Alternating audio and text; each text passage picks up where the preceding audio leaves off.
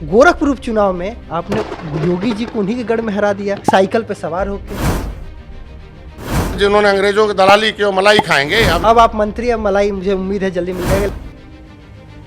हम लोग तो मिशनरी आदमी ना, संविधान में मिला हुआ हक क्या है? सबको शिक्षा, सबको स्वास्थ्य, सबको रोजगार मिले। आप रोजगार भी कहाँ दे रहे हैं? कितना नौकरी निकल रही है? वही कह रहा हूँ। क्या जरूरत है कि आपको कोई छोड़ना ही नहीं चाहता है? इसे कहते हैं history the mother of politics, movement is the father of politics. अंदर खाने की चर्चा होती है कि मंत्री जी लोग बैठक तो कर लें, जो भी वो चाहते हैं वो पूरा नहीं होता है।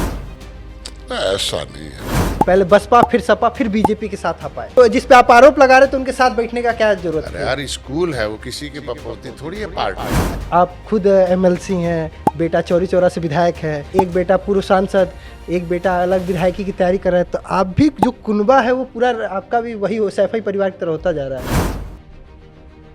भारतीय जनता पार्टी कहती थी कि नहीं हम अकेले जीत गए हैं। तो हम जो आए इस पार्टी, निषाद पार्टी प्रदेश भर में, तब भारतीय जनता पार्टी आई ना।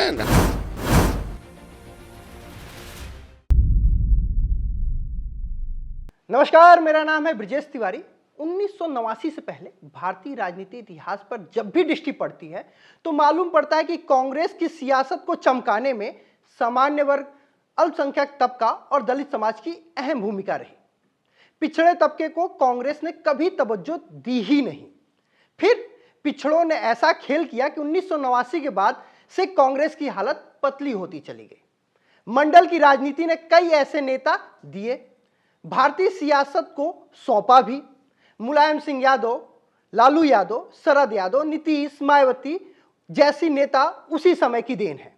लेकिन नए दौर की सियासत पिछड़ों पर ही बेस्ड हो गई और उत्तर प्रदेश जैसे राज्य में ओम प्रकाश राजभर और संजय निषाद जैसे लोग, पिछड़े तबके के नेता ने खूब सियासत अपनी चमकाई और उसे कंधे पे लेके आगे भी बढ़ा रहे हैं। निषाद पार्टी के अध्यक्ष और उत्तर प्रदेश सरकार में मंत्री संजय निषाद जी आज बतकही चौक पे आए हैं। उनके साथ बैठ के बात होगी उत्तर प्रदेश शासन की, प्रदेश सरकार की और निषादों की। प्रदेश सरकार में मंत्री जी संजय निषाद जी हमारे साथ आज मौजूद है। बहुत बहुत स्वागत है सर आपका हमारे खास कार्यक्रम ब्रजेश संग बतकही में। बधाई आपके चैनल को और आपके श्रोताओं को भी, आपकी टीम को भी। लेकिन मैं मंत्री तो बाद में हूँ, समाज का संतरी हूँ और मैं नेता नहीं बल्कि समाज का बेटा हूँ। अच्छा, तो सबसे मजेदार आपके साथ एक है कि एक कहावत है, एक तरफ कुआं दूसरी तरफ खाई, लेकिन आपके हाथ में है मलाई। आपको सपा भी सोचती है कि आप हमारे साथ रहें और बीजेपी ने आपको अपने साथ बनाया हुआ है, तो ऐसी क्या जरूरत है कि आपको कोई छोड़ना ही नहीं चाहता है? ये तो थोड़ा कहते हैं ना कि अगर हमें लंबी छलांग लगानी है तो थोड़ा पीछे से दौड़ के आना पड़ता है। जितने पीछे जाएंगे उतने हम लंबी छलांग लगा सकते हैं। इसे कहते हैं history the mother of politics, movement is the father of politics. राजनीति जो होती है वो इतिहास राजनीति की माँ होती है और आंदोलन उसका बाप होता। तो त्रेता में जाना पड़ेगा कि भगवान राम ने जब अयोध्या से निकले तो अपने बड़े भाई को याद किया और बड़े भाई ने गंगा पार किया। और जब बड़े भाई मिले तो गले लगाए तो उन्होंने कहा, राम आप मित्र थे हो और भविष्य में अब आज के बाद आप ईश्वर के रूप में पूजे जाओगे। तो पहला दर्शन अगर भगवान राम ने के अंदर निषाद राज ने की थी और गंगा पार किया और रावण राज, कोई भी सेना नहीं थी, अकेले राम, सीता मैया और लक्ष्मण गए थे। तीनों के साथ सेना तो निषाद राज के पास थी। निषाद राज की सेना से रावण राज खत्म हुआ था। इसीलिए जब 14 वर्ष बाद वापस आए अयोध्या में भगवान राम तो किसी राजा को याद नहीं किए, अपने मित्र को याद किए, निषाद राज को। और जब दोनों लोग आए तब राम राज आया, मतलब सुख का राज आया। जब उनके हाथ में सत्ता थी तब वो गजट और बजट पास करते थे तो सुख था। तो इस युग में निषाद राज की सेना, भारतीय जनता पार्टी की कई बार से कलयुग की बात हो रही है। नहीं, भारतीय जनता पार्टी की कई बार सरकार बनी। हाँ। लेकिन राम मंदिर बनने का अवसर तब प्राप्त हुआ जब जय श्री राम की तो सरकार थी, लेकिन साथ में जब जय निषाद राज आए तो देखो राम मंदिर बन गया, धारा 370 खत्म हो गया। आज के दिन में 70 साल से सपा, बसपा, कांग्रेस की सरकारें रहीं। अब कैसे सत्ता चलती थी सबको पता है, लेकिन बड़े सस्ते में सत्ता में रहते थे लोग। ये मतलब जब तक मछुआ समुदाय कांग्रेस, सपा, बसपा का बटन दबाता था तब तक वो सत्ता में, और जैसे उनका बटन छूना बंद कर दिया तो देखो कैसे सत्ता से बाहर है। तो ये 18% जो नॉन पॉलिटिकल जातियां थी, जिसको हम कहते थे बिकाऊ पियाऊ हैं, अब मैंने इनको टिकाऊ बना दिया। इनको कहते थे कि ये जो है ये पौआ वाले हैं, तो मैंने हाँ। इनको पार्टी वाला बना दिया। तो जब एक पौआ से सेना पार्टी तक बन गया और पावर दिख रहा है, तो ये उनके साथ जो रहता वही पावर में रहता। जब तक कांग्रेस के साथ थे तो कांग्रेस पावर में, सपा बसपा के साथ वो पावर में। अच्छा, पौआ से पावर और पावर से पार्टी, आपने ये सब कह दिया। लेकिन अगर आपको देखा जाए तो होम्योपैथिक डॉक्टर से सफ़र आपने शुरू किया और किंग ऑफ फिशरमैन हो गए। लेकिन ये सब जो अभी आपने शुरुआत में बात कही, लंबी छलांग, लेकिन ये सब छलांग अगर देखा जाए तो 2017 के बाद का दिखता है। 10 सालों के सफ़र में सीधे आप इस समय प्रदेश सरकार के मंत्री हैं, कैबिनेट मंत्री हैं।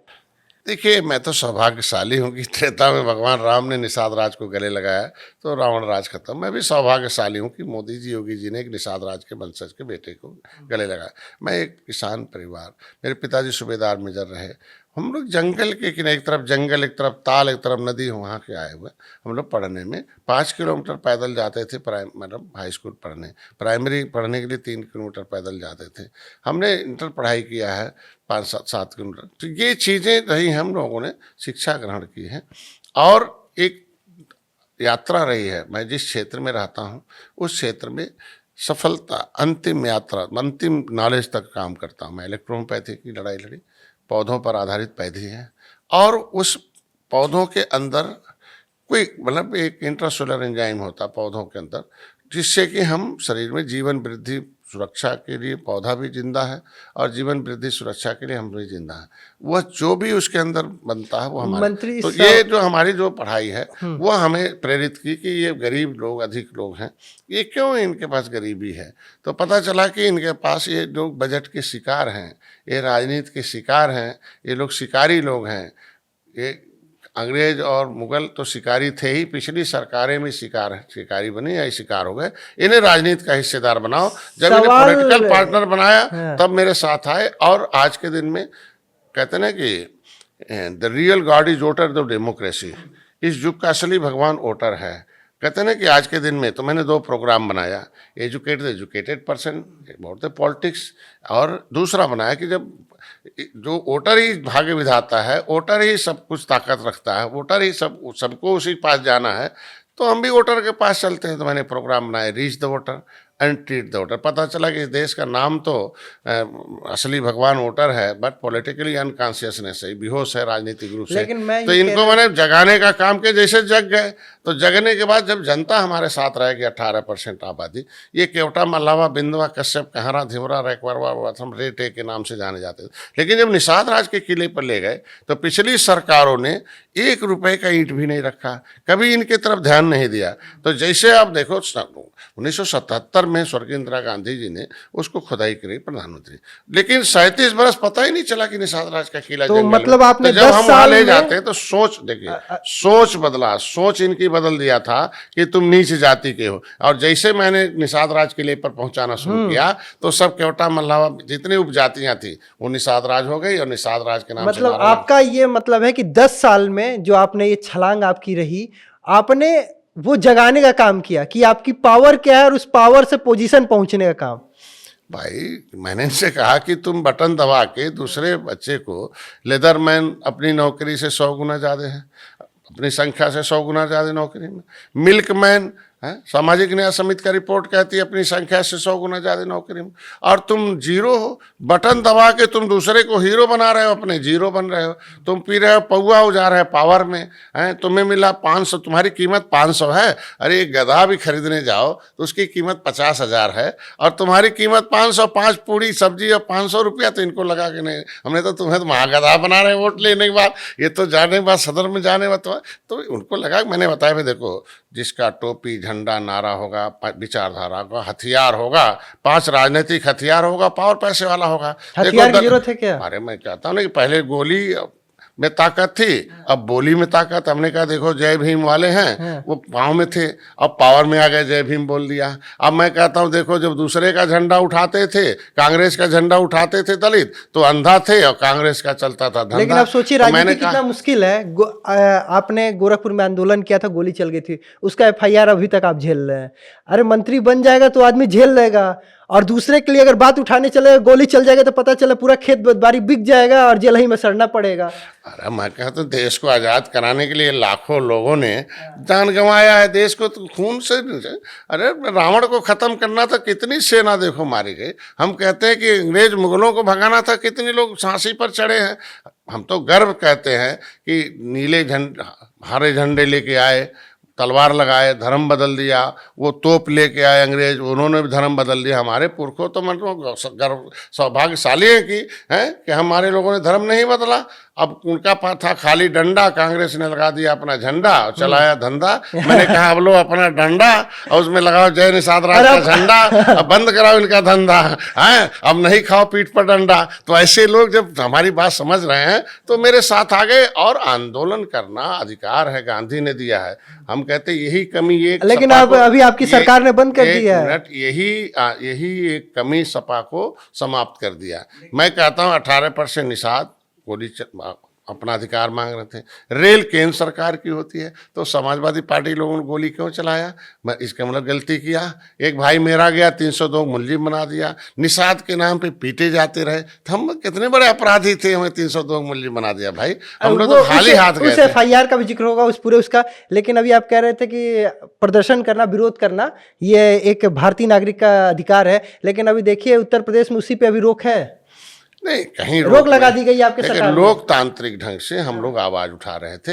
अभी भी लोकतांत्रिक ढंग से लोग अपनी आवाज उठाते हैं, ज्ञापन देने जाते हैं। शासनादेश जारी कर दिया गया कि अभी कोई विरोध प्रदर्शन नहीं, विरोध देखिए लोकतांत्रिक ढंग से हर आदमी को अपनी बात उठाने का हक है, अभी भी उठाया जा रहा है। अभी आप देखो ना, शिक्षा मित्र कितने देर से चला रहे हैं, कितना भी और लोग चला रहे हैं। कैसी बात कर रहे हैं, रसोइया चलाती हैं, हर लोग चलाते हैं। लेकिन अलोकतांत्रिक ढंग से, अलोकतांत्रिक ढंग क्या था? हम तो खाली हाथ थे, गोली चलाई समाजवादी पार्टी की सरकार ने, मारा गया मेरा भाई, इसे अलोकतांत्रिक कहते हैं। निहत्थे पर गोली चलाना, 302 फिर से मुलजिम बना देना, जो अधिकारी कहे वही मान लेना, गलत था ना। आज के दिन में भी हमारी सरकार, हम जाते हैं 100 लोग हमारे पास आते घेरते, मेरे पर घर पर ज्ञापन देने जाते, कैसे कह सकते नहीं थे? लोकतांत्रिक ढंग से अपनी आवाज़ बुलंद करने का हमेशा तरीका है।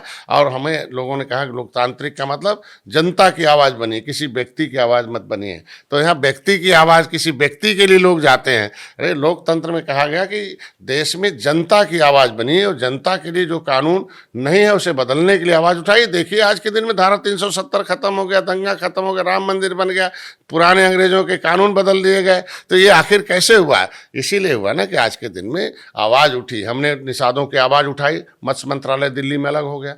67 साल में केवल 3000 करोड़ रुपया दिया देश के 18% निषादों को पिछली सरकारों ने।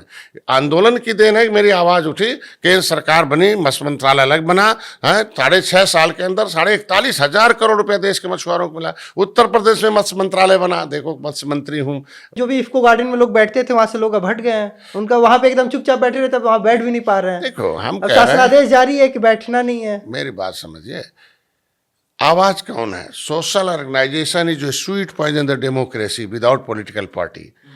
एक मैंने कहा, चर्चिल ने लिखा है अबाउट द पॉलिटिक्स, दुनिया के सबसे बड़े नोबेल प्राइज इंग्लैंड के प्राइम मिनिस्टर ने लिखा है, एक सामाजिक संगठन एक मीठा जहर है उस समाज के लिए, अगर उसके साथ राजनीतिक दल नहीं है। अपनी आवाज राजनीतिक दल के माध्यम से उठाइए ना, हमारे पास आइए। फिर ऐसा लगता है कि इसमें पार्टी लगी है, फंडिंग है, विदेश से पैसे हैं। चोरी से किसी पार्टी से पैसा लेंगे और जाके सरकार के विरोध में काम करेंगे। पहलवान बैठे थे और उस मंच पे कोई पार्टी वाले सामने हुआ कि बाद में आ गए ना, कांग्रेस से चुनाव लड़ गए। इसका मतलब कौन फंडिंग करा रहा था भाई? ये आखिर बाद में पकड़े कौन जाते हैं?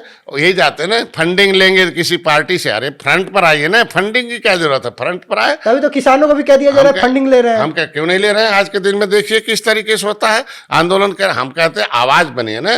जब लोकतंत्र में लोकसभा मतलब लोगों की सभा, विधानसभा मतलब विधान बनाने की सभा है। तो जहां लोकसभा विधानसभा है, आप किसी विधायक को वोट देते हैं ना, उसको पकड़िए। लोकसभा में आप किसी को वोट देते हैं ना, वोट किस लिए देते हैं? उसकी आवाज है ना, आप वकील है ना वो। जब आपका खुद का एक वकील है विधानसभा में, एक का आप किसी जिले में रहते ही लोकसभा में है, एक एक जिले में 5-5 विधायक है, उनको घेरिए, उनकी आवाज उठाइए। इसको भी देखिए कि सदन 3 दिन का सदन हो जा रहा है, उनको बोलने का मौका नहीं मिल रहा, आधा तो विरोध में चला जा रहा है। आपको खुद पता है कि संसद की कार्रवाई 5 दिन में खत्म हो रही है, विधानसभा की कार्रवाई 3 दिन में खत्म हो रही है। आप देख लो आज के दिन वकील को समय नहीं मिलेगा तो बात कर नहीं नहीं, आज के दिन में देख लो, जब सदन पर चर्चा की बात कर दिया, कल ही सर्वदलीय बैठक हुई थी कि भाई आप बोल लीजिए, संबल पर बोलिएगा, फिर भी नेतागिरी कर रहे हैं, चिल्ला रहे हैं सरकार विरोधी, नहीं चलेगी नहीं। तो सदन खा कौन रहा? समय वही खा रहे हैं। इसलिए समय नहीं खा रहे हैं, अपनी पार्टी को खा रहे हैं। जनता सब देख रही है, डिजिटल मीडिया है, सोशल मीडिया, अखबार है,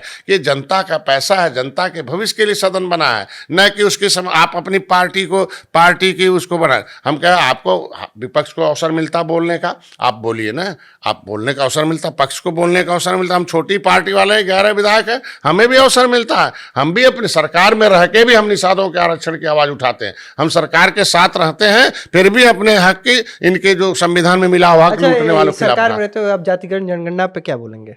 होनी चाहिए नहीं? हम तो पहले व्यक्ति जाति जनगणना के अनुसार कि हमें भारत सरकार ने जनगणना विभाग रखा, राष्ट्रपति ने देश में गणना कराने का एक प्रेसिडेंशियल ऑर्डर है, सेंसस मैनुअल 1961, एक गाइडलाइन बनी हुई है। उसी गाइडलाइन को लागू कराने के लिए तो हमें रेल रोका था। रेल रोकने के बाद हमें गोली मिल गई। नहीं, एक मिनट, हम कहते हैं कि गणना किस अनुसार होनी चाहिए? बैमान के अनुसार कि संविधान के अनुसार? संविधान में निषाद केवट मल्ला मझवार हैं, संविधान में कश्यप कहार धीवर तुरैया हैं। हमारी गिनती 1961 से लेके 91 तक अनुसूचित जात में होती रही। हमारी उपजातियों को तुरैया अनुसूचित में गिना गया है, पिछड़ी में डाल दिया।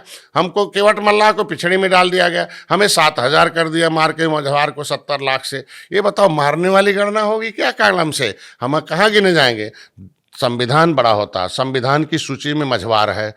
राज्यपाल यहाँ पब्लिक सर्विस का उत्तर प्रदेश जो है अधिनियम, आरक्षण अधिनियम जो है 1994 SC ST OBC के धारा में सूची बनी।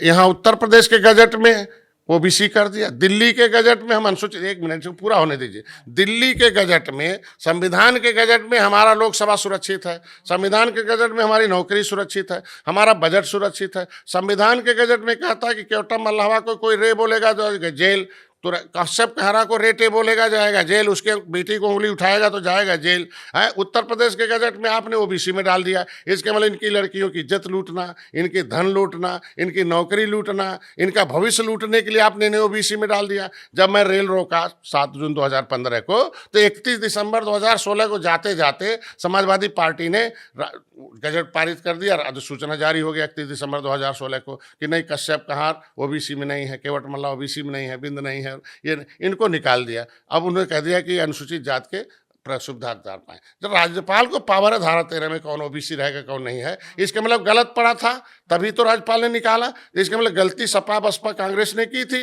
तो हमारे साथ खड़े रहते। गलती सपा बसपा कांग्रेस ने की थी। गिना कहाँ जाएगा? सवाल आपका गणना का है, हम गिने कहाँ जाएंगे? तो आप ये बताइए, जातिगत जनगणना होनी चाहिए? नहीं होनी चाहिए, लेकिन विसंगति दूर करके कौन कहाँ गिना जाएगा ये तय हो जाए ना। हम कहाँ गिने? आपकी पार्टी जिसके साथ आपकी सहयोगी पार्टी तो चाह ही नहीं रही जातिगणना। हम तो चाह रहे पहले से, तभी तो आप तो सहयोगी पार्टी जिनके साथ पहले व्यक्ति हैं मुख्यमंत्री जी, मेरी आवाज उठाते रहे सदन में। हमें पहले योगी जी हैं जो निषादों के साथ खड़े रहे, हमेशा आंदोलन किया तभी मेरे साथ खड़े रहे। वो हमेशा पत्र लिखा 70 साल में, पब्लिक फाइल 74/4 1950, जिसके माध्यम से आरक्षण अधिनियम बना और सूची बनी जो संविधान में 8 अगस्त 1950 को जो गजट हुआ है। जिस फाइल के आधार पर संविधान में जगह मिली, अनुसूचित जात की सूची बनी, उस फाइल को ही कांग्रेस ने गायब करा दिया सपा बसपा सहयोग से।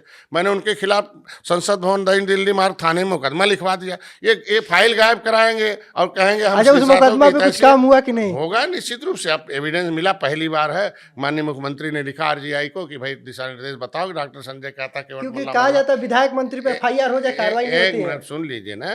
तो पहली बार RGI ने लिखा कि भाई नहीं, केवट मल्ला मझवार अनुसूचित जात का हकदार, पहली बार गिनती हुई है 1961 में। तो जब हमारे पास कागज होगा, एविडेंस पूरा, एफआईआर होना तो एक प्राथमिकी है, लेकिन उसके ऊपर कार्रवाई करने के लिए मेरे पास कागज चाहिए। तो फिर आरजीआई ने लिख के दे दिया केवट मल्ला मझवार है, तो मेरे पास कागज आ गया ना, अब कार्रवाई होगी। तो मेरे कहने का मतलब, अभी सदन में आवाज उठाएंगे ना, लोकसभा विधानसभा, तो मेरे कहने का मतलब ये सारे लोग, ये पाइपलाइन में, रोड साइड में, ये पॉलीथीन में जो जातियां हैं, 12 अक्टूबर 1871 को क्रिमिनल कास्ट घोषित किया था अंग्रेजों ने कि डॉक्टर का बेटा डॉक्टर होता है, इंजीनियर का बेटा इंजीनियर होता है, वकील का बेटा वकील होता है। ये बदमाश जातियां हैं, अंग्रेजों को डुबो डुबो मार रही हैं। ये बताओ, देश को आज़ाद कराने के लिए जिनको अंग्रेजों को मारा है, जिन जातियों ने, उसको क्रिमिनल कास्ट घोषित करके उजाड़ दिया। 578 जातियाँ रोड पर घूम रहे हैं, जाके देखिए सड़क पर तमाम ऐसे जो हमारे अगरिया हैं, उनके ठेले पर राणा प्रताप का चिन्ह है। उनसे पूछो भाई क्या बात है, क्या भाई मेरे पुरखे राणा प्रताप को हथियार बना के देते थे, इसलिए उन्होंने उजाड़ दिया, अंग्रेजों ने उजाड़ दिया। ये उजड़े हुए परिवार कहाँ गिने जाएंगे? इनको 74 प्रकार की व्यवस्था देने के लिए वाई.के. भानरन, चीफ सेक्रेटरी भारत सरकार ने लिखा था कि जो जातियां 1931-41 में अनुसूचित है वही मान लिया जाए, कहीं हटा दिया गया। फिर बाद में आया कि इनको SC/ST का जो डिनोटिफाइड 31 अगस्त 1952 को, देश तो 1947 में आज़ाद हो गया। देखिए समाज जो जानता हो सही नहीं है, जो सही वो जानता नहीं है। संविधान बन गया 1950 में, देश आजाद हो गया 1947 में, लेकिन पहला चुनाव कब हुआ? 1952 में। 31 अगस्त 1952 तक 5 साल 16 दिन 578 जातियां उस क्रिमिनल कास्ट से जो है गुलाम थी, मतलब उनके ऊपर FIR दर्ज था कि ये जातियां की जो है अपराधी जनजाति हैं। ये बताओ, जो जाति 5 साल 16 दिन गुलाम रही हो देश आज़ाद होने के बाद भी, उनकी दशा क्या होगी?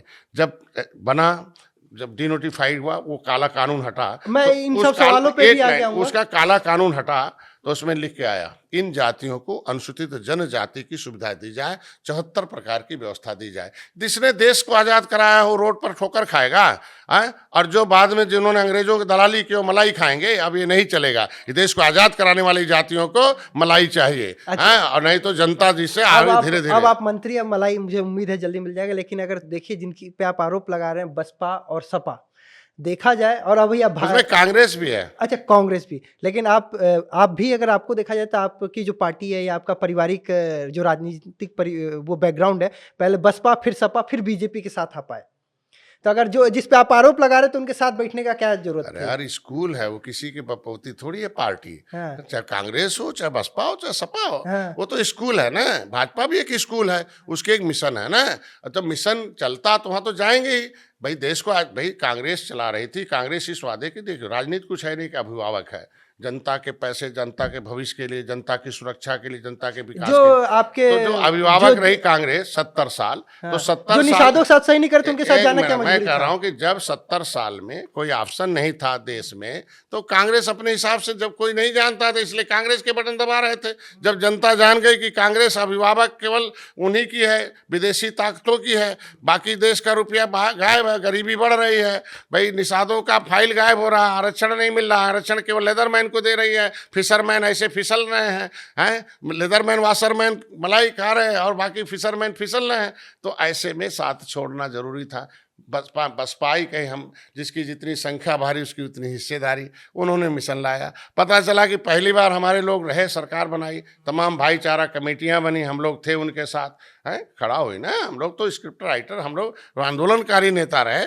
लेकिन जब आ गया सरकार बन गई, तो सरकार में बैठते क्या किया उन्होंने, जो आरक्षण था वो फाइल मंगा के वापस कर लिया, जो शासनादेश था उसको कैंसिल कर दिया, वर्ग 3, वर्ग 4, वर्ग 5, वर्ग 6 की जो ज़मीनें थी, जो आसामी दर था निषादों का, रोजी रोटी, अंग्रेजों ने रोजी रोटी छीना ही था, बसपा ने भी छीन लिया। तो जब भैया, जब तक नेचर सही रहेगा तब तक भाई मान लो एक दरो। समाजवादी पार्टी ने कहा हमारे साथ आओ, हम सब का हिस्सा दिला देंगे। पता चला कि मामला एक्सप्लेनेशन का था। जैसे उत्तराखंड में शासनादेश जारी हुआ कि शिल्पकार जाति नहीं जातियों का समूह है, टमटा प्रजापति शिल्पकार है, ये उनका शिल्पकार के अनुसूचित जाति का प्रभाव। तो उत्तर प्रदेश में था कि मझवार जाति नहीं जातियों का समूह है, केवट मल्ला उसके पर्यायवाची जातियां हैं।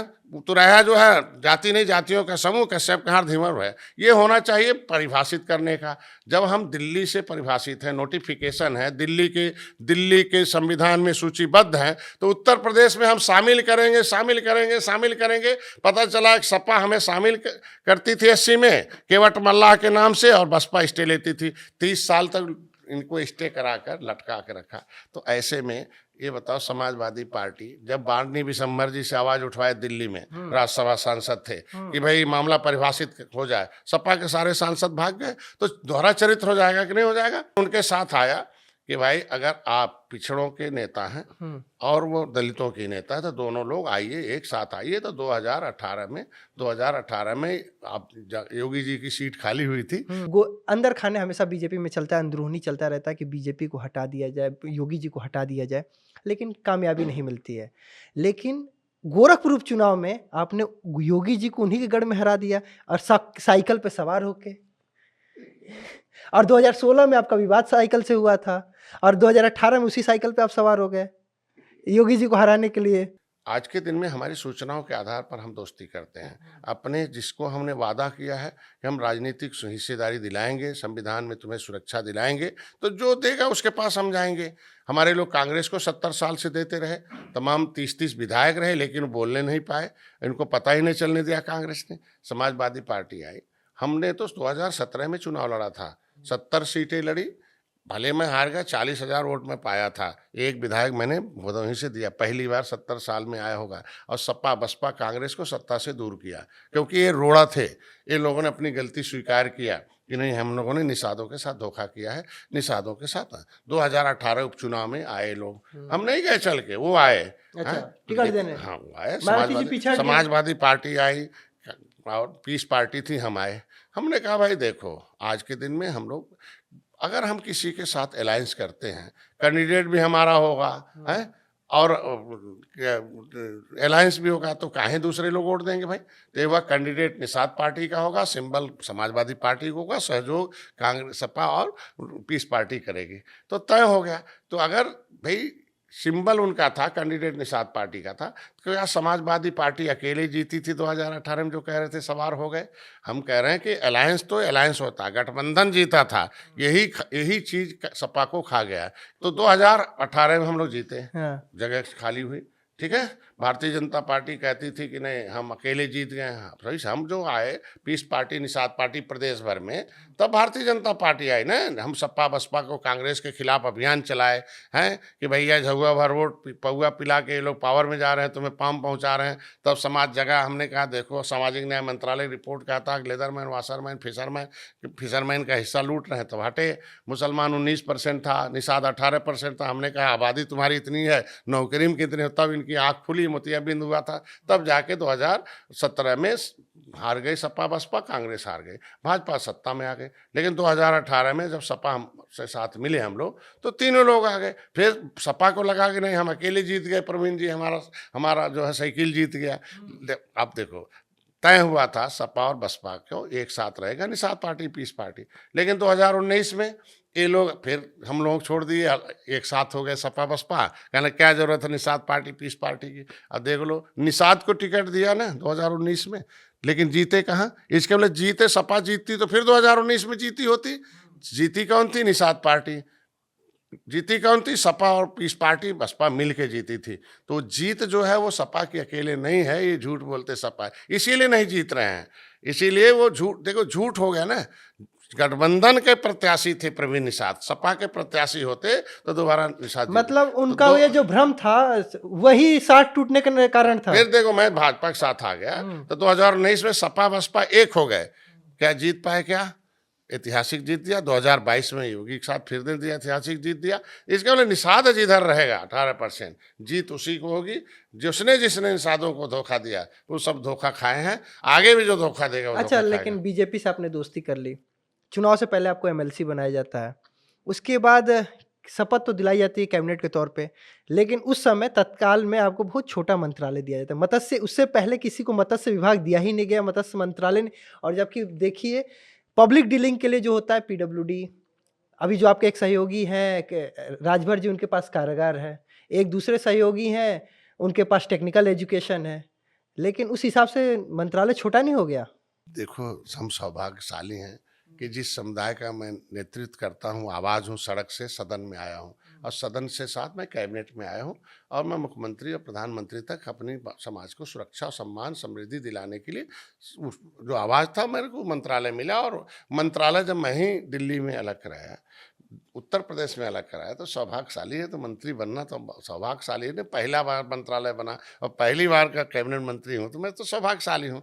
और रहा पब्लिक डीलिंग, तो पब्लिक का मतलब है कि देखो, अपने समाज का ज़्यादा काम कर पाते अगर हेल्थ में होते तो। अरे मैं कहता हूँ आज के दिन में सब तो हेल्थ में है ना, बहुत मंत्री हैं हेल्थ में रहे हैं, किसी का कोई नाम जानता क्या कि हेल्थ मिनिस्टर हैं, लेकिन मैं मस्त मंत्री हूँ। तो आज के दिन में एक हो गया कि मैं political God father of fisherman की उपाधि हमें मिली ना, क्योंकि मछुआरे जो समुद्र में फंसे थे कोरोना में, तो हम सरकार के साथ रहने से उनका जान बचाए। 14 देशों के लोग आए कि नहीं, पॉलिटिकली रूप से ये स्ट्रांग व्यक्ति है और ये जान समाज के लिए अपना जान देता है। हमने पूरे देश में निषादों के लिए चलाए कैंप। तो ये political God father of fisherman की उपाधि। देखिए, पॉलिटिकल गॉड फादर ऑफ लेदरमैन हुए कांसीराम। देखो आज राजनीतिक सुरक्षा है, आज लेदरमैन को कोई रे बोलेगा जाएगा जेल, SC/ST एक्ट प्रभावित है, उनकी नौकरी सुरक्षित है, बजट सुरक्षित है, सब है। जब उसी संविधान में मझवार और तुरैया है, गौड़ है, खरवार है, बेलदार, हम 7 नामों से सुरक्षा है, तो उनके हमारे यहाँ कोई पॉलिटिकल गॉड फादर नहीं होने के नाते इनकी सुरक्षा छीन गई। मतलब आप खुद को मानते हैं कि ये विभाग मिला तो अच्छा हुआ, कम से कम आगे तक की राजनीति सही रहेगी। निश्चित रूप से हम अपने कम से कम समाज का दर्द हम समझते हैं। आज के दिन में उनकी सुरक्षा, उनको सम्मान, उनकी समृद्धि दिलाने के लिए इस देखिए फिशरमैन मछली सब लोग, अब इस विभाग को ऐसा कर दिया हूँ कि अब पंडित जी भी मछली पालन में आ रहे हैं, ठाकुर साहब भी मछली पालन में आ रहे हैं, दूसरी बिरादरी भी पालन में आ रही है, तो कम से कम दूसरी बिरादरी तो आ रही है ना हमारे इस मंत्री जी। कई लोग कॉल करके कहते हैं जल्दी पट्टा हो नहीं पा रहा है। अरे पट्टा के नहीं, सत्ता के लिए बनी है कट्टा पट्टा नहीं, सत्ता के लिए। और सत्ता में आने के लिए देखो, पहली बार में 6 हमारे पंडित जी हैं, 4 हमारे ठाकुर साहब हैं, महिला है, 3 निषाद है, विधायक हैं, ये पता। अच्छा, यही विधायक सांसद देखिए ना, ये भी आरोप लगता है कि बाकी जो सपा में लगता था कि पूरा सैफई परिवार है, उसी तरह आप पे भी आरोप लगता है कि आप खुद MLC हैं, बेटा चौरी चौरा से विधायक है, एक बेटा पूर्व सांसद, एक बेटा अलग विधायकी की तैयारी कर रहे हैं, तो आप भी जो कुनबा है वो पूरा आपका भी वही हो, सैफई परिवार की तरह होता जा रहा है। देखो, जिस तरीके से किसी भी एक रोग ठीक करने के लिए एक चिकित्सक की जरूरत होती है। कैसा चिकित्सक चाहते हो, ट्रेंड की अनट्रेंड? जो ट्रेंड चिकित्सक होता है, जो पढ़ा हो, उस अनुभवी हो, उससे इलाज कराना चाहते हैं। तो गरीबी भी एक बीमारी है, ये राजनीतिक बीमारी है। कलम से गरीबी बनाई गई। गांधी ने इस बात को कहा, पंडित जवाहरलाल नेहरू ने कहा, कानून के शिकार लोग गरीब हैं, इस देश के बजट के शिकार लोग गरीब हैं, हिस्सेदार लोग अमीर हैं। तो ये गरीबी का अगर इलाज करना है तो जो अनुभवी होगा उसको लाएंगे। तो हम, ठीक है, हमारे जो चुनाव संचालन समिति है वो तय करती है कि जीतेगा कौन। तो सीट के साथ जीत चाहिए, हम किसी को सीट दें। हमने तो 16 निषादों को लड़ाया था पहली बार में 2017 में, 2000 वोट से 5000 वोट से ज़्यादा नहीं, कुछ नहीं दिया। ये जो आवाज़ उठाते हैं ना कि डॉक्टर साहब अपने घर में, उस समय क्यों नहीं दिया? मैंने निषाद पार्टी से 16 निषादों को लड़ाया था, तो क्यों नहीं गए उनको जिताने? बेटे हमारे भले हैं प्रवीण जी, लेकिन वो पार्टी के बेटे हैं, समाज के बेटे हैं, उनकी आवाज़ बने दिल्ली में मझवार। आज तक किसी ने मझवार का आवाज़ सदन में नहीं उठाया था कि मझवार अनुसूचित जाति की सूची में सूचीबद्ध। उसकी देन है कि आज RGI ने लिखना पड़ा आज के दिन में। प्रवीण सरवन मेरा बेटा है, वो युवा मोर्चा है, उसके पूरे प्रदेश के निषादों का दिल है, तो वो युवाओं का वो नेता है हमारे। आज के दिन में पीयूष रंजन निषाद हार गए थे 2017, है ना, टिकट नहीं मिल रहा था भारतीय जनता पार्टी, लेकिन मैं अपने कोटे से उनको लेकर दिया ना। निषाद पार्टी के कोटे से विधायक हैं। तो पीयूष रंजन क्या है, हमारे यहाँ कई मल्लाह अलग कम्युनिटी रखते थे, बिंद अलग रखते थे, केवट तो कहते थे केवट भर इसके पास है, लेकिन देखो मल्लाह के बेटे को जितवाया, विधायक बनवा दिया। आज के दिन में फिर हमने देखो समाजवादी पार्टी में विनोद बिंद को 10 साल घुमाया, लेकिन उनको टिकट नहीं दिया, लेकिन विनोद बिंद को मैं लाया और फिर अपने भोजन भरी थाली से जितवाया मझवा से।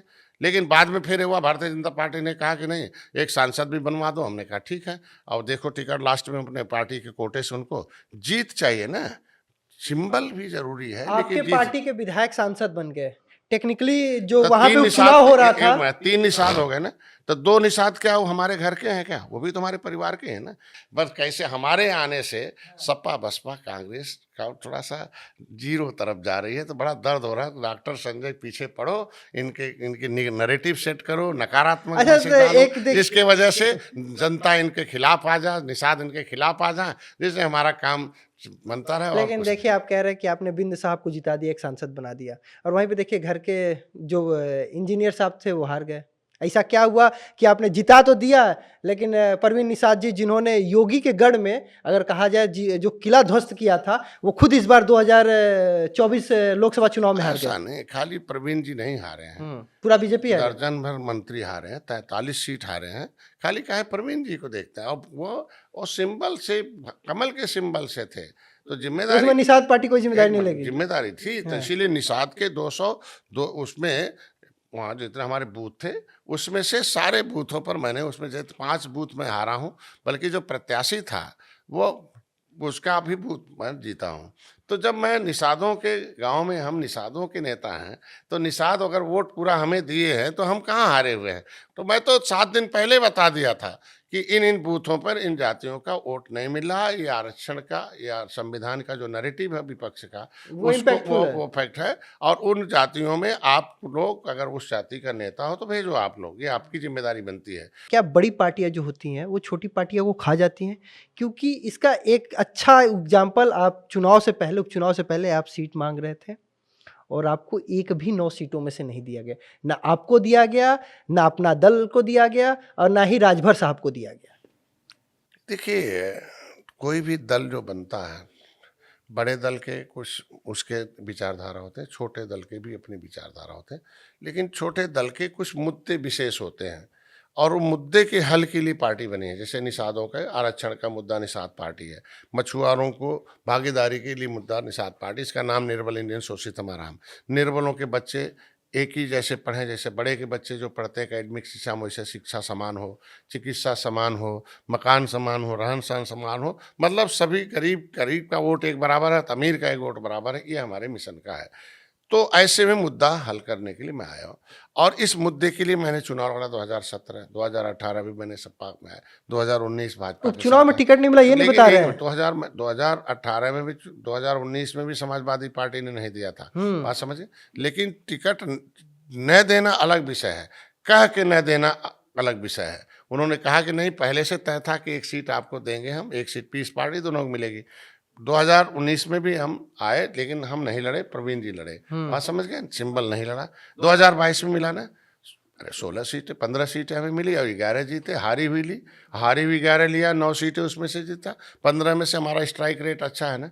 2016 में 2022 में जीता, फिर 2024 में नहीं लड़े, उपचुनाव में मैंने सिंबल भी नहीं, 2024 में मैंने नहीं लड़ा, दे दिया कि भाई नहीं लड़िए, हम आपको आपको आपका जो ये है क्या नाम मुद्दा है, उस पर हम चर्चा कर आगे बढ़ा रहे हैं। अब बढ़ाया भी, आरजीआई से लिखवाया, आरजीआई से जो भी हमारा मुद्दा है वो धीरे धीरे आगे।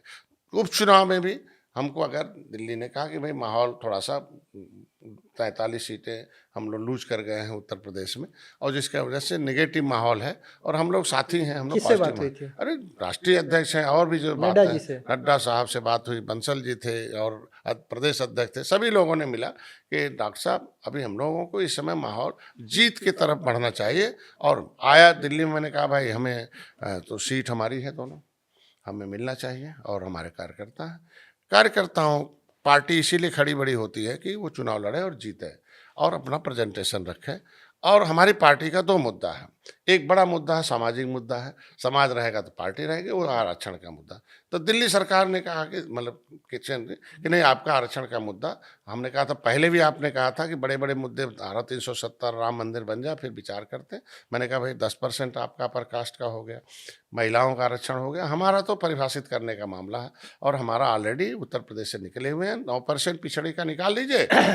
यानी आप इस बार तो उन्होंने उपचुनाव कहा में कि नहीं, खुद मान गए। इस पर जो है हम चर्चा करेंगे और विचार। जब अगर समाज के मुद्दे हल करने की बात अगर बड़ी पार्टी करती हो, और चूंकि जिसका मुद्दा ही भाई देखिए, ये भारतीय हमारा मुद्दा भले है, लेकिन एजेंडा भारतीय जनता लेकिन पार्टी का था। देखिए, अभी तो अगर वो हल कर रही है मंत्री तो जी, हमें निश्चित रूप आप से बहुत ही बच के, मतलब आप खुद कह रहे हैं कि नहीं हम ही मान गए, हमें किसी ने मनाया नहीं, हमने कह दिया कि ठीक है चुनाव लड़ लो। हमारे मानने समाज का अगर मुद्दा हल हो रहा है हाँ। तो निश्चित रूप से हमें दोनों में से तय चुनना हो तो समाज एक नंबर पर, राजनीति दो नंबर पर है। तो समाज के लिए अगर हम लड़ाई लड़ रहे हैं, समाज के मुद्दे को हल कर रहे हैं, तो समाज के मुद्दे को हल करने के लिए अगर चर्चा सरकार के साथ है, कोई ऐसा नेता नहीं होगा जो अपनी बात को प्रधानमंत्री तक पहुंचाया हो। प्रधानमंत्री तक, गृह मंत्री तक, राष्ट्रीय अध्यक्ष तक, मुख्यमंत्री तक अगर हम मुद्दे को पहुंचा रहे हैं तो बात बुलंद हो रही है, आवाज निश्चित बुलंद हो रूप रही से है। हल हो रहा है इस लेकिन मुद्दे। एक चीज और नहीं लगता कि आपको यूपी तक बांध के सीमित कर दिया गया है?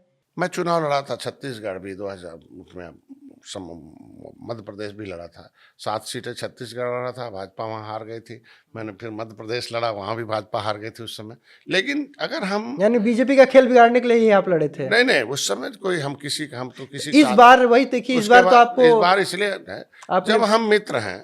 तो इस बार आप तो क्यों नहीं गए? भाई यारी या तो गद्दारी, तो मेरी जिससे यारी है उसके साथ गद्दारी तो वही क्यों सवाल है, आपको बांध दिया गया, यूपी नहीं, तक सीमित बाधा कर दिया नहीं गया। गया भाई। देखो हम कहते एक हैं दो आज के सीट वहां भी दे दिया नहीं, जाता। नहीं, हम कह रहे हैं कि सीट से क्या मतलब, हमें जीत से मतलब नहीं। भाजपा जीतेगी तभी तो। आपको चुनाव प्रचार करने के लिए भी वहां पे आपको स्टार प्रचारक नहीं बनाया? नहीं, हम कह रहे हैं कि बना आज देते के स्टार दिन प्रचारक। संगठन प्रचार करता है हमारे नहीं, लोग। तो आपको भी लेके जाते हैं, आज मंत्री के हैं, दिन में हम सहयोगी हैं। सरकार के साथ हैं। तो महाराष्ट्र में, विदर्भ जो है, आप नागपुर और देखो अमरावती वगैरह जो हमारी विदर्भ की सीटें थी, उसमें हमने जीत दर्ज करा है। आज के दिन मध्य प्रदेश में हम चुनाव से पहले गए और संगठन को खड़ा कर दिया कि भाई आप, ये हमारा जो आरक्षण का मुद्दा और राष्ट्रीय मुद्दा है, तो राष्ट्रीय मुद्दा तभी हल होगा जब हम राष्ट्रीय पार्टी के साथ रहेंगे। तो राष्ट्रीय पार्टी के साथ बीजेपी को ये डर नहीं ना कि आपको इधर भेज दिया गया, कहीं आप राष्ट्रीय पार्टी ना बना ले, एक विधायक हर जगह जीत गया, दावेदारी ज्यादा ठोक देंगे? देखो हमारे कहने का मतलब, हम लोग, बीजेपी एक बड़ा दल है, बड़े भाई के रूप में है। भगवान राम की विचारधारा, उनके आदि बाल सखा निषाद राज के, हम लोग आदर्शवादी नेता हैं। हम लोग मर्यादा पुरुषोत्तम भगवान राम के आदि बाल सखा निषाद राज के वंश, हम लोग मर्यादित रहने वाले लोग हैं। बीजेपी अच्छी तरीके से जानती है। हम लोग जिसके साथ रहते हैं ईमानदारी से अंत तक रहते हैं। बस समझ गए, सब इधर उधर गए, भाई ओम प्रकाश भाई चले गए, चौहान जी चले गए 2022 में, फिर वापस आ गए। लेकिन हमसे पूछा सबने, हमने कहा भाई मैं तो, आप जब तक बंद नहीं करोगे भाजपा का दरवाजा तब तक मैं रहूंगा। समाजवादी पार्टी ने दरवाजा बंद किया तो लास्ट में मैं आया। आप जब बंद कर दोगे तब जाएंगे। हम अपने ऊपर भागने का लेवल नहीं लगा सकते हैं। हम भगाने वाले लोग हैं, भागने वाले लोग नहीं। आखिरी तक लठ गाड़ के बैठे रहेंगे? नहीं, निश्चित रूप से हम तो अपना काम, मुद्दा हमारा लेकिन है। भागने भगाने से याद आया, आप अपने समाज की बात कर रहे हैं, अपने लोगों की बात कर रहे हैं। आप जहाँ से आते हैं, गरीबों की आवाज भी उठाता हूं। अच्छा, गरीबों की आवाज। आप जहाँ से आते हैं गोरखपुर, अभी एक निषाद के साथ बहुत ही, मतलब ये हुआ, आगजनी हो गया, लेकिन आप वहां तक नहीं पहुंचे, अपने घर ही नहीं जा पाए। आप देखो, चाहे मैं पहुंचूं और चाहे बेटा पहुंचे, चाहे विधायक पहुंचे, पार्टी युवा मोर्चा का अध्यक्ष है। हमको लगता सबसे पहले निषाद पार्टी गई, सबसे पहले मुकदमा लिखाई, सबसे पहले अभियुक्तों को जेल भेजवाई। समझ गए ना? तो सुरक्षा, अगर अभियुक्त जेल नहीं जाता तो दूसरा घटना हो सकती थी। पेपर अखबार देखिए, हम लोग लास्ट पर राजनीति करने वाले लोग नहीं हैं। हम लोग सेवा करने के लिए राजनीति में आए हैं। तो जब पहले ही मेरा बेटा और विधायक चला गया, वो पार्टी का विधायक है, समाज का विधायक है, पहले दिन गया, उसी दिन रात में गया, उस दिन सब, अब जितने नेता हैं वो जब अब जेल में चला गया तब जा रहे हैं। आज के दिन में वो जो गोली चलाने वाला है, उस समय वो बाहर था, तब मेरा बेटा गया था। बोलो भाई, जो एक मर्डर कर चुका है दूसरा में मर्डर कर सकता है। बाकी नेता लास्ट पर राजनीति करने के लिए जा रहे हैं। बोलो, हम लास्ट पर राजनीति करनी चाहिए? मुख्यमंत्री से हम जब सीधे बात कर रहा हूँ, अभियुक्त जेल में जा रहे हैं, उसको पैसा दिलवाया है, उसको ज़मीन दिलवाया, अभी सब नाम करा दिया हूँ, अब उसके मकान बनाने के लिए व्यवस्था, उसको सुरक्षा के लिए। वो तो नेतागिरी करते हैं ना कि हम, मतलब आप कह रहे कि मैं नहीं गया, काम बस करा रहा हूँ। काम तो कर, बेटा गया ना। हम कहते हैं जब एक बार बेटा गया तो हम फोटो खिंचवा कर, हम अपने, आज के दिन में हमारी एक रथ यात्रा निकली हुई है, संवैधानिक यात्रा निकली हुई है कि दूसरा रामधनी की हत्या न हो, दूसरा किसी निषाद को रे न बोला जाए। चमार भाई के बेटे और बेटी की सुरक्षा नेता कर रहा है कि कानून कर रहा है? आप ही बता दीजिए। संविधान कर रहा है ना। तो जब हमें संविधान में सुरक्षा मिला, मझवार तो रहा, तो अगर हमारा अनुसूचित जात का प्रमाण पत्र मिलता तो क्या आज के दिन में रामधनी निषाद की हत्या करने की हिम्मत करते? आज अनुसूचित जात आयोग उसे पैसा देता, अनुसूचित जात आयोग सीधे नोटिस में लेता कि एक अनुसूचित जात के बेटे मझवार की बेटे की हत्या हो गई। तो मैं चाहता हूं कि आगे निषादों की सुरक्षा, डॉक्टर संजय नहीं, देश के संविधान को बनवाया हमारे निषादों ने, जेल जाके बनवाया, अंग्रेजों को मार कर भगवाया, देश को आज़ाद करा के बनवाया, तो संविधान में मिला हुआ हक मिल जाए, मझवार का सर्टिफिकेट मिल जाए। अनुसूचित जात का जब केवट मल्लाह को पिछड़ी जात से निकाल दिया गया, राज्यपाल का नोटिफिकेशन है, कश्यप कहार का निकाल दिया गया, तो मझवार मान लिया जाए। और जिस दिन मझवार मान लिया जाए, कोई निषादों को रे नहीं बोलेगा, जो बोलेगा जाएगा जेल, नहीं होगा बेल, और उसे पैसा मिलेगा, ये खेल। तो कानून से सुरक्षा चमार भाई को है, कानून से सम्मान है, कानून से समृद्धि है। तो हम चाहते हैं, तो रथ यात्रा निकला हुआ हमारा सारा समाज जानता है, 2-4 सिर फिरे। अच्छा, तो मैं तो सहारनपुर, अगर कानून वो चाहते थे कि रथ तोड़कर यहाँ आ जाए, लेकिन मेरी पार्टी, मेरा समाज चाहता कि नहीं, ये आंदोलन चलता रहे, सब लोग जाने। मैंने किताब लिखी है राजनीति का, राजनीति में मिली हुई सुरक्षा को छीनने वाले धोखेबाजों का जो है पर्दाफाश। उसमें हमारा लोकसभा, विधानसभा, विधान परिषद सब सुरक्षित था।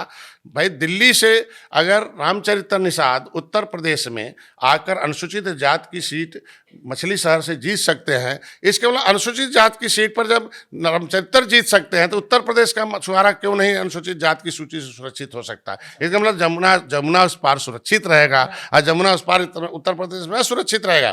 तो हम चाहते हैं कि पूरे देश के मछुआरे संविधान से सुरक्षित हो जाएं। जिस तरीके से कांशीराम लेदरमैन पॉलिटिकल गॉडफादर ऑफ लेदरमैन हुए, तो पूरे देश के जो लेदरमैन हैं वो संविधान से सुरक्षित हैं। तो मैं चाहता हूं कि उसी संविधान के पन्ने में मझवार तुरैया लिखा हुआ है, और मझवार केवट मल्ला मझवार ये रारजीआई ने लिखा हुआ है, और कश्यप कहार धीवर तुरैया है। इनका प्रमाण पत्र 1991 तक मिलता था, हमारे बेईमानों ने ओबीसी में डाल दिया, ओबीसी से निकलवा भी दिया। हमने आंदोलन किया 7 जून 2015 को। अब इनके जिस तरीके से उत्तराखंड में शासनादेश है जारी हो जाता, तो कोई भी रामधनी निषाद जैसे लोगों की हिम्मत नहीं करेगी उसको रे बोल दे डंडे। एक आरोप लगता रहता है, अंदर खाने ये चर्चा होती है कि बीजेपी के विधायक मंत्रियों की सुनी नहीं जाती है। आप तो सहयोगी पार्टी हैं, क्या आपकी सुनी जाती है? अगर आपकी सुनी जाती है तो आपके पार्टी के विधायकों का क्या हाल है? उनका थाना चौकी में पैरवी वो कर पाते हैं अपने लोगों की? देखो, हमने पहले भी बताया कि ज्यादातर अधिकारी उत्तर प्रदेश के अच्छे हैं। ज्यादातर कितने परसेंट? हमको लगता है कि 90%। 10% नहीं, 10% में से 5% अप डाउन वाले, लेकिन अब देखिए ना कि वो 90% इतने अच्छे हैं।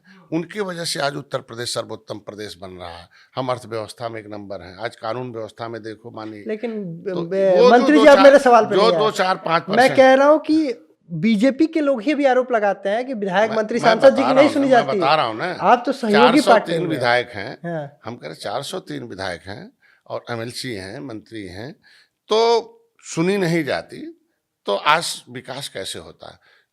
कुछ ऐसे अधिकारी हैं जिनकी आत्मा में पिछली सरकारों के आत्मा भिसी हुई है। जब मौका पाते हैं तो आस्तीन के सांप जैसे अंदर से वो हाथी साइकिल पंजा है, ऊपर से सरकार के रूप में कमल का देखते हैं, लेकिन जब मौका पाते हैं तो डस लेते हैं। फिर बाद में तो होता तो माननीय मुख्यमंत्री जी को धन्यवाद दूंगा, जांच कराते और एक ही बार सस्पेंड करते सबको।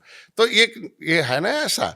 तो मैं कह रहा हूँ कि ज़्यादातर अधिकारी अगर अच्छे हैं तो हमें अच्छा कहेंगे ना। हम कहते हैं चुना नहीं जाता। आज देखो अभी बैठक करके आया हूँ, सारे डीडी जाए थे, निर्देश जारी कर दिया। तो ये भी अंदर खाने की चर्चा होती है कि मंत्री जी लोग बैठक तो कर लें, उनका बैठक की वो जो भी वो चाहते हैं वो पूरा नहीं होता है। ऐसा नहीं है। देखो, 1-2 लोगों के उनके निजी मामले हो सकते हैं, लेकिन मैक्सिमम लोग आज के दिन मुख्यमंत्री जी खुद बुलाते रहते हैं, सुनते रहते हैं, वो एक अभिभावक के रूप में मार्गदर्शन देते रहते हैं, और जो भी उनको लिख के दो उस पर कार्रवाई भी कर देते हैं। मैंने जैसे गोंडा में एक जो है एक निषाद की हत्या हो गई थी, और वो हमें बुलाना चाहते थे, लेकिन हम बाहर थे। जैसे एयरपोर्ट पर आए वो हमें घोल लिया अयोध्या में। मैंने उन्हें निर्देश दिया और पता चला कि नहीं, माननीय मुख्यमंत्री से मिला और तुरंत फ़ोन किया उन्होंने। 2 घंटे के अंदर सारे मामले सॉल्व हो गए, जेल चले गए सारे लोग। लेकिन अब एक यही बात में रहा है कि एक मंत्री को किसी को अरेस्ट कराने के लिए मुख्यमंत्री से पैरवी लगानी पड़ रही है। आप खुद एसपी को कॉल करते हैं, अभी तक काम क्यों नहीं हुआ? वो नहीं हो रहा है। मैंने पहले बता दिया ना कि 95% अगर सही है तो 5 तो ऐसे निकलते रहते हैं। मैं राजनीति कह है रहा ना। हूँ कि ये बात तो मंत्री जी की है, उनके बाकी अरे यार मैं कहता हूँ, लेकिन एमएलए बाकी साहब का क्या है? 95 तो सही है ना, करते हैं तो हमारे कार्यकर्ता चले जाएं, उतने काम होता है, जिला अध्यक्ष ने हमारे मैक्सिमम काम तो मेरे पीआरओ कराता रहता है। हमारे पास कमी है, वो पूछ लीजिएगा, पीआरओ पूछेगी। हम काल राइवर्ट है, ढेर जैसे इलाज कराना है, भर्ती कराना है, थाने में बंद है, कहीं गलती से बंद है, या छोटे मोटे अपराध हैं तो आपस में उनको बैठा के, कोई ज़रूरी नहीं है गरीब आदमी गलती छोटा कर दिया कि मुकदमा ही लिखा जाए। तो ये सारे मामले जो अगर मेरा पीआरओ ही करा ले रहा है तो उससे अच्छा विधायक की भी जरूरत नहीं है। नहीं नहीं, विधायक भी। तो ऐसे एक दो मामले आते हैं जिसको आप उसको नहीं कह सकते हैं कि एक जो है एक गलती से पूरा प्रदेश में बहुत अच्छा। आगे आने वाले समय में क्या हम ये माने कि निषाद पार्टी का विस्तार बिहार चुनाव और दिल्ली चुनाव में देखने को मिलेगा, क्योंकि बिहार में भी निषाद वोटर्स हैं? हम पूरे देश के निषादों की आवाज़ हैं। हम हमेशा कहीं न कहीं, कोई ऐसा प्रदेश नहीं होगा जहां हमारी यूनिट न हो। हम सबकी आवाज़ हैं। हम प्रधानमंत्री पद जाते हैं तो हम केवल निषाद की बात नहीं करते हैं। ये जो पहले मैंने कहा ना कि पहले ही अनाज गोदामों में सड़ रहा था, गांव का गरीब भूखों मर रहा था, ये इलाज के बिना तड़प तड़प मर रहे थे, हम मकान के बिना ठिठुर रहे थे। पहले की सरकारों की नीयत अगर सही हुई होती तो शायद हम तो कहते हैं कि भैया सौभाग्यशाली है कि हम लोग समय है, आज इलाज बिना भेदभाव के मिल रहा, मकान मिल रहा है, हर गरीब को अनाज मिल रहा है। कोई नहीं कह सकता कि हम मुसलमान हमें नहीं मिला, हम दलित हमें नहीं मिला, हम यादव नहीं मिला, मतलब कोई भेदभाव नहीं मर रहा। तो ये चीज़ें संतुष्ट करती हैं। लेकिन आप देखिए कांग्रेस में जो सहयोगी रहे, या आप मायावती के साथ देखिए, मायावती के साथ आप थे और राजभर जी थे, उन्होंने पार्टी बना ली। जो कांग्रेस के साथ रहे, अलग एनसीपी हो गया, टीएमसी हो गया, वो पार्टी बना ली। लेकिन बीजेपी के साथ जो आया, एनडीए में जो आया, उनके जो वोट बैंक है वो बीजेपी में शिफ्ट हो गए। लेकिन कांग्रेस के साथ जो रहा वो अपना वोट बैंक बना लिया। आप बसपा में थे, आपने अपना देख लिया, राजभर जी अपने अपना देख लिया। तो ये ऐसा नहीं लगता बीजेपी आपके कोर वोटर को ले लेती है मैग्नेट की तरह? राजनीति में एक होता है नोट बैंक, एक होता है वोट बैंक, लेकिन एक इतर होता है कि समाज का बैंक है, ब्रेन बैंक। हमारे समाज को ब्रेन बैंक की ज़रूरत है, शिक्षा की ज़रूरत है, रोजगार की ज़रूरत है, उसको भविष्य की ज़रूरत है। जिस मुद्दे के लिए पार्टी बनती है छोटी, अगर उसका मुद्दा हल हो जाए, जैसे किसानों का मुद्दा है तो किसानों के मुद्दे पर आरएलडी बनी है, अब किसानों का मुद्दा हल कर रहे हैं मोदी जी, योगी जी, तो भैया वो हमारे साथ नहीं आएंगे तो किसके साथ रहेंगे? निषादों का मुद्दा आरक्षण है। अगर भाजपा आरक्षण दे देती है तो हमारे लोगों को अपने आप 1 लाख मिल जाएगा, नौकरी मिल जाएगी, सुरक्षित हो जाएंगे, शिक्षा मिल जाएगा, कोई रेटे नहीं बोलेगा।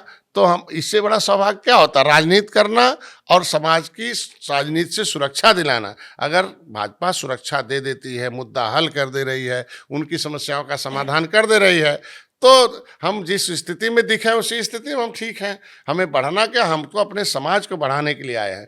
पार्टी इसीलिए बनी है, जय निषाद राज का झंडा, पार्टी, नेता, नारा, विचारधारा इसीलिए आई है कि इनका सम्मान मिले, इन्हें सुरक्षा मिले, इन्हें समृद्धि मिले और इन्हें संविधान से सुरक्षा मिले। कि जिस तरीके से दिल्ली के गजट में, संविधान के गजट में अगर अनुसूचित है तो बजट में भी 23% इनका है, तो उत्तर प्रदेश के गजट में हमारा बेईमानों ने पिछड़े में डाल के हटाया। उत्तर प्रदेश के गजट और बजट में, गजट तो पारित कर दिया माननीय राज्यपाल ने 31 दिसंबर 2016, अब बजट में इनका हिस्सा मिला। तो ये 2016 से आप नहीं देख रहे हैं, कुछ ज्यादा साल हो गया, 4-8 साल हो गए, और 2 साल से तो आप खुद ही मंत्री हैं। 100 साल लगा अंग्रेजों को भगाने में, तो आप इसमें भी 100 साल लगेगा। 750 वर्ष लगा मुगलों को भगाने में, उनके ही आप बताइए 2 साल से आप मंत्री रहते हुए नहीं कर पा रहे। मेरे समाज के लोग 750 मुगलों से लड़े, 350 अंग्रेजों से लड़े, तो फिर लड़ना पड़ेगा। 70 साल इन बेईमानों से लड़े, अब 7 साल हुआ ना, अभी ज्यादा नहीं हुआ ना। 2 साल से आप मंत्री हैं, आप खुद लड़ रहे हैं, तब नहीं हो पा रहा है। मंत्री जिस विभाग के हैं, आज के दिन में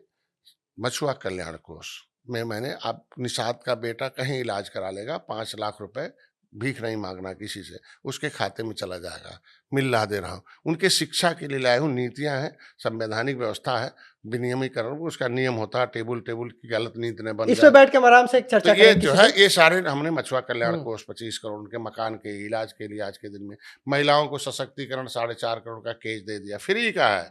निषाद, अगर प्रधानमंत्री मत्स्य संपदा में फ्री का बीमा है, बिना किसी गारंटी के आधार कार्ड पर 1,60,000 रुपए इनको हम दिला रहे हैं, केसीसी जो 4% ब्याज पर हो जाएगा। आज के दिन में प्रधानमंत्री मत्स्य संपदा योजना में 60% सब्सिडी, करोड़ों करोड़ों मिल दिलवाए अभी निषादों को। मुख्यमंत्री संपदा योजना, निषाद राजबोट योजना, ये सब क्या है? ये योजनाएं अगर इनके पहले के इनके लोगों ने जो पिछली सरकारें थी लिख दिया कि जो मछली मारे वह मछुआरा है। अब बताओ, इनका हिस्से लूट लिया। हमने कहा अरे यार, मछुआरा मतलब केवट मल्लाह बिंद कश्यप कहार धीवर रखवार बात हम होते हैं राजस्व अच्छा ये संहिता बताइए, में। आप अपने आपके विभाग में बहुत से पंडित जी लोग, जैसे मैं भी पंडित जी हूँ, तो बहुत से पंडित जी लोग भी आवेदन कर रहे हैं, तो ऐसा तो होगा प्राथमिकता पहले निषाद को ही? मैं बता, कोई प्राथमिकता नहीं, मेरी बात उनकी सुन। फाइल खारिज नहीं करेंगे? अरे यार, मैं अभी तक तो पंडित जी कहाँ कहाँ जाएंगे? ज्यादातर तो उन्हीं लोगों ने लिया, अभी हमारे निषादों ने तो पाया नहीं। तो हम चाहते हैं कि मछली कोई दूसरा पाले, बल्कि कलम हमारी बिरादरी चलाए तो अच्छा रहेगा, नौकरी हमारी बिरादरी करे, इसके लिए हम आए हैं। अच्छा, मछली पलवाने नहीं आए हैं। हाँ, ठीक है, जिस नौकरी, तरीके से लेकिन सरकार नौकरी भी कहा जा अच्छा रही बताओ, है। बहन जी सुअर पलवाने के लिए अपने लोग प्रेरित किया था, कलम चलाने के लिए। हाँ, हम कहते हैं कि बहन जी, हम लोग तो मिशनरी आदमी ना, संविधान में मिला हुआ हक क्या है? सबको शिक्षा, सबको स्वास्थ्य, सबको रोजगार मिले। हम कहते हैं रोजगार के लिए आप मछली रोजगार भी कहाँ दे रहे तो हैं? दे रहे हैं ना। तो हम मैं कहाँ वही कितना वही नौकरी निकल वही गई? कह रहा हूँ कि हमारे यहाँ मछुआ एक पद था, मछुआ पद था, जिसमें मछुआ में था कि जो नाव चलाए, जाल बीने, तैरे, डूबे, या ताल में या घुसे, मछुआ पद था। पिछली सरकार ने क्या किया जानो, उसको बंद करके उर्दू अनुवादक भर्ती कर दिया। अब कैसे लूटी जाती नौकरी? ये बताओ, मछली उर्दू पढ़ती है क्या? बताओ, निषाद उर्दू पढ़ता है क्या? यही सब तो लूट मचाया था लोगों ने, फिर से उसको बंद कर दिया। अब उर्दू अनुवादक भर्ती है, वो बंद हो गए। अब फिर से मैंने मत्स्य मित्र के रूप में भर्ती ले जा रहा हूँ करने के लिए। अब इनके लिए देखो, अभी धीरे धीरे जब देश की व्यवस्था सामाजिक रूप से एक चल रही है, जब शिक्षा रहेगा तो हमारा आदमी लोक सेवा आयोग में चयन हो जाएगा, रिजर्वेशन रहेगा तो चयन हो जाएगा, पैसा रहेगा तो चयन हो जाएगा, पढ़ेगा। तो ये चीज़ें योजनाओं से मिलेगी, इसलिए मैंने इसकी लड़ाई लड़ रहा हूँ। दूसरा, अधीनस्थ चयन आयोग से होगा। कहीं से भी व्यापार करेगा तो सब्सिडी दे रहा हूँ 60%। निषादों के लिए इनको जाल, नाव, कुछ भी होगा मछली मारने का, कोई आइडेंटिफिकेशन होगा, RGI से मैंने लिखवा दिया। अब सोच लो, प्रधानमंत्री तक मैसेज डाला, वित्त मंत्री, गृह मंत्री से लिख के आ गए दिल्ली से, RBI से, कि जिसके पास जाल होगा, नाव होगा, कुछ भी होगा, बिना किसी आधार कार्ड के, बिना गारंटी के 1,60,000 उनसे दो व्यापार कराओ, साल में दे देगा 4% ब्याज लेने ना 3%। लेकिन आरोप तो ये भी चीज़ लगता है मंत्री जी कि आपकी सरकार जो है बजट भी खर्च नहीं कर पाती है। नहीं, ऐसा नहीं, सब बजट खत्म कर दिया। पिछले सरकारों में कानून इतने महाजकड़ताल थे कि अब देखो, पहले था समिति, क्या थी पहले समिति थी पिछली सरकारों में, कि कोई माफिया था 100 किलोमीटर की समिति लेता था, मतलब ये बेचारे मजदूर थे निषाद और माफिया लोग मालिक होते थे। अभी मैंने नियम बना दिया, हर 5 किलोमीटर पर एक समिति बन जाएगी। फिर पता चला कि एक ही समिति बनी हुई है, भाई बहुत समिति बन जाए, हर जहाँ में कंपटीशन होगा, आगे बढ़ेंगे। तो ये सारा चीज़ें कानून बदलवाने में टाइम लगता है आज के दिन में। आज के दिन में एरेटर मैंने दिया 70,000 का 50% सब। अब इनके हाईटेक कर रहा हूँ, मतलब परंपरागत में था कि मछली मारेगा। अभी इनको बता रहा हूँ ना कि एक 18 फुट का टिन ले लें, घेर लें इसे, और एक पॉलीथीन आता है प्रोपलाइन का, एक जो है लाइनर, उसको डाल लें, 10 साल की गारंटी है। आप एरेटर लगाओ, तुरंत टैंक तैयार हो जाएगा, कोई गड्ढा खोदने की जरूरत थोड़ी है। रेलिंग यूनिट लगा लो, ट्रक ले लो, जिंदा मछली केंद्र है, तरह तरह का फीड मिल है। ये 33 प्रकार की परियोजनाएं हैं जिसमें ये ट्रेंड होके, हमारे यहाँ शिक्षण प्रशिक्षण फ्री है। हमने एक 50 लाख हर साल बजट रखा है कि हर जिले से 10 बच्चों को स्किल डेवलपमेंट के लिए दूसरे प्रदेश में भेजेंगे। तो ये 2 साल विदेश भी भेजिए।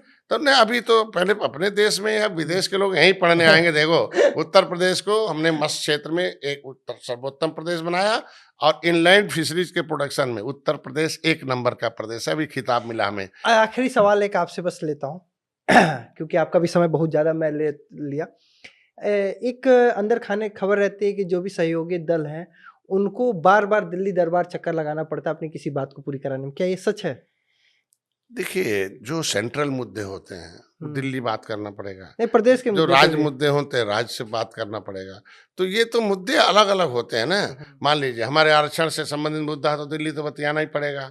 बोलिए भाई, अगर हमें लोकसभा का टिकट लेना है तो दिल्ली तो बतियाना ही पड़ेगा ना। हमें राज्य का है तो मुख्यमंत्री से बात। तो मुद्दे कहाँ के हैं, किस तरीके से। और जब पार्टी का central office, Bharatiya Janata party भी केंद्रित पार्टी है, केंद्रीय दिल्ली से ही चलती है, तो हम लोग अलायंस पार्टनर हैं, हम राज्य में भी रहेंगे, उत्तर प्रदेश में भी रहेंगे, वहाँ भी जाएँगे, हर जगह हमारा सामंजस्य रहे। ये नहीं कोई कहे कि उत्तर प्रदेश वाले हैं, हमारे लिए सब बराबर हैं। दिल्ली भी बराबर है, हमारे योगी जी वहाँ हैं, हमारे अभिभावक हैं और हम लोग गर्व करते हैं कि गोरखपुर के मुख्यमंत्री हैं। हम तो इसीलिए सौभाग्यशाली हूँ कि यहाँ हर साल सपा लाओ, बसपा हटाओ, सपा लाओ, 37 बरस बाद आया कि नहीं फिर से योगी जी को लाओ, तो हम लोग सौभाग्यशाली हैं कि वो परंपरा तोड़ने में कामयाब हो गए, योगी जी को 2 योगी सरकार बनाने में और फिर मंत्री बनने में अवसर प्राप्त हुआ, इसलिए मैं बधाई देता हूँ योगी। तो ये थे आज हमारे साथ बतौर मेहमान प्रदेश सरकार के मंत्री संजय निषाद जी, जिन्होंने खुल के बात रखी, प्रदेश सरकार के मंत्रालय पे हो या फिर पारिवारिक सवाल पे। आपको ये कार्यक्रम कैसा लगा कमेंट करके जरूर बताइएगा और अगले मेहमान का इंतजार कीजिए। शनिवार तक मुझे दीजिए इजाजत। नमस्कार।